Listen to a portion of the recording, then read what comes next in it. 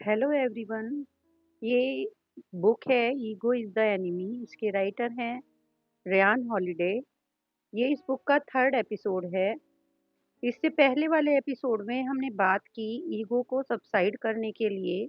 जब हम कोई भी काम करना शुरू करते हैं तो ईगो हमें किस तरह से कंट्रोल करती है। तो आज वाले एपिसोड में हम जानेंगे कि हमें पूरी लाइफ स्टूडेंट बन के रहना चाहिए। स्टूडेंट बने रहने का एक मेन कारण ये होता है कि यदि हम सीखते ही रहते हैं तो हमारी जो ईगो है वो किसी दूसरे के हाथ में होती है। यानी हमारी जो एम्बिशन है वो भी किसी दूसरे के हाथ में है। हम जानते हैं कि टीचर हमसे बेहतर जानते हैं और हम उनके अंडर में सीख रहे हैं। हम उनके साथ इन्वॉल्व रहते हैं बिना किसी ट्रेनिंग के लिए। हुए काम करना बहुत मुश्किल होता है। And education can't be hacked. सीखने का ना ही कोई शॉर्टकट है। हम ये नहीं सोच सकते कि हमसे कोई बेटर है ही नहीं या हमें सब आता है। हमें रेडी रहना है कि हमें अभी बहुत कुछ सीखना है। जो लोग ये जानने का दावा करते हैं कि उन्हें सब आता है, ये एक सबसे डेंजरस वाइस है, बुराई है। क्योंकि हम फिर और नहीं सीख पाएंगे। हमेशा सीखने की लगन ही इसका एंटीडोट है। यानी सीखते रहना ही इसका एक सिर्फ हल है। हमेशा फीडबैक लेते रहें कि हमें क्या आता है, क्या नहीं आता है। It purges out the ego. यानी ये हमारी ईगो की सफाई कर देता है।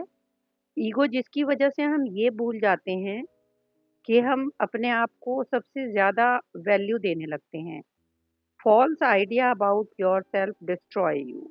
यानी खुद के बारे में हमें बहुत गलत फहमी रहती है। Humility is a tool. यानी हमें सिखाने वाले पे ट्रस्ट होता है। We have fear that makes us doubt our self. दूसरे हमसे बेहतर जानते हैं। हम उनकी नॉलेज से फायदा ले सकते हैं। इवन फिलोसफर्स भी कहते हैं कि उनको कुछ नहीं पता। पावरफुल लीडर्स भी अपने साथ बहुत सारे एडवाइजर्स और मेंटर्स को रखते हैं। क्यों रखते हैं? क्योंकि ग्रेट बनने के लिए, ग्रेट बने रहने के लिए ये पता होना चाहिए कि पहले क्या हुआ था या क्या हो रहा है और आगे क्या होगा। तो लर्निंग हमेशा चलती रहती है। हम खुद भी अपने टीचर हैं और क्रिटिक है। एक ट्रू स्टूडेंट एक स्पॉन्ज की तरह होता है। स्पॉन्ज जो भी हो रहा है उसे अपने में एब्जॉर्ब कर लेता है।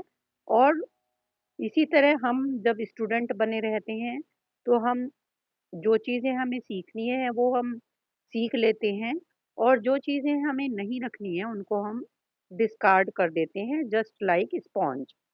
वो जैसे स्पॉन्ज फिल्टर कर देता है।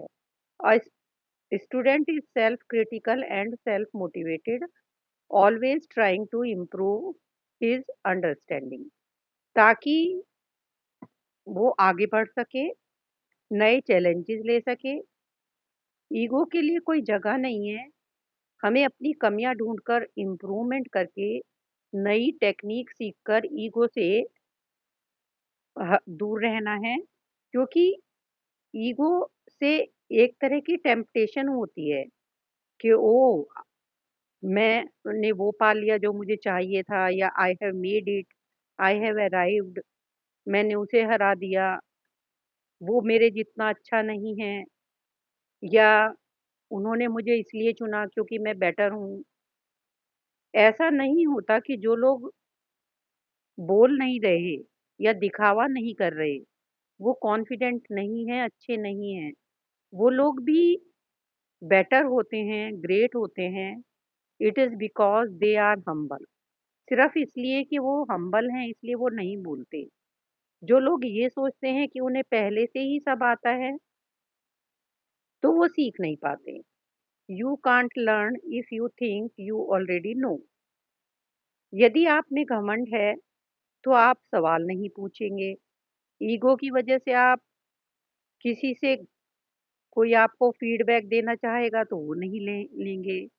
यदि आपसे कोई फीडबैक देता भी है, तो वो यही सोच के नहीं देता है कि आपको पसंद नहीं आएगा, और वो आप ये सोचते हैं कि आप तो परफेक्ट हैं, स्पेक्टेक्युलर हैं, जीनियस हैं, इनोवेटिव हैं।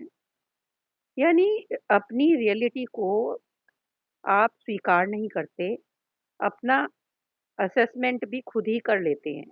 Ego doesn't allow for proper incubation either. Ego में पेशेंस की कमी होती है। यदि कोई चीज़ नहीं आती, तो ये मानने के बजाय कि हमें ये चीज़ नहीं आती, हम कुछ और स्टडी करेंगे, तब इसको सीख पाएँगे। ईगो वाला इंसान अपनी उस वीकनेस को एक्सेप्ट करने को रेडी नहीं होते। वो एज़्यूम करके चलते हैं कि उन्हें सब आता है, और जब उस फैक्ट को उनको पता भी होता है, तो भी वो उसको प्रूव करने में लगे रहते हैं। ईगो डिफेंसिव हो जाती है और इम्प्रूव करने का मौका नहीं देती, और हम ये सोचकर हैरान होते रहते हैं कि हम तो इतने अच्छे हैं, फिर हमें अच्छे रिजल्ट क्यों नहीं मिल रहे, दूसरे लोगों को सक्सेस कैसे मिल गई। Ego makes us so hard headed and hostile to feedback. वो हमें इतना कठोर बना देती है कि हम दूसरों से दूरी बना लेते हैं।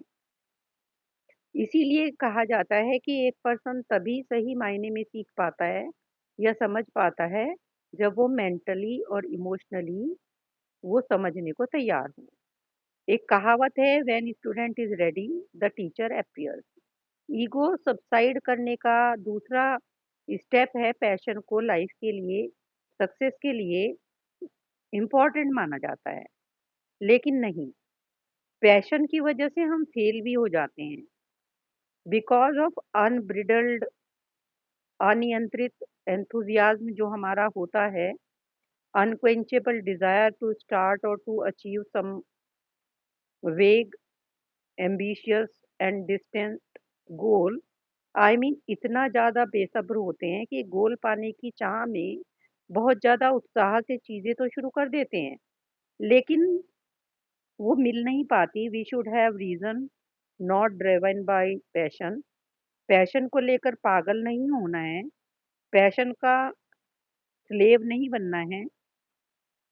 Passion typically mask a weakness. बहुत ज़्यादा जल्दबाजी में बिना सोचे समझे इमोशनली आउट ऑफ कंट्रोल होके काम शुरू कर देना, फ्रैंटिक एटीट्यूड डिसिप्लिन के लिए बिल्कुल भी ठीक नहीं होता। हमारी स्ट्रेंथ, हमारा पर्पस गलत दिशा में जा सकता है। Passion is a form of mental retardation. Purpose और रियलिज्म, ये दोनों होने चाहिए।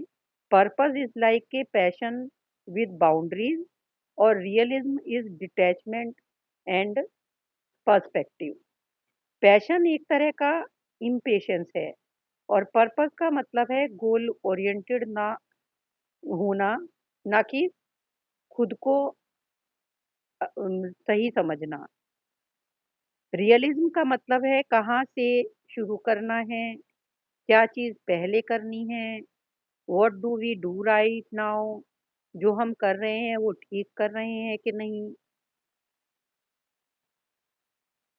What are we benchmarking ourselves against passion. एक बिना होप की ये बीमारी है।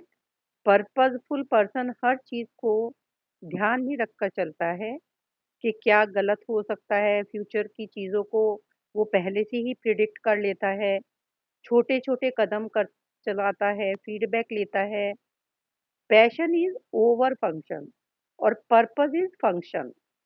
तो the critical work that you want to do will require your deliberation and consideration. Thank you so much for listening.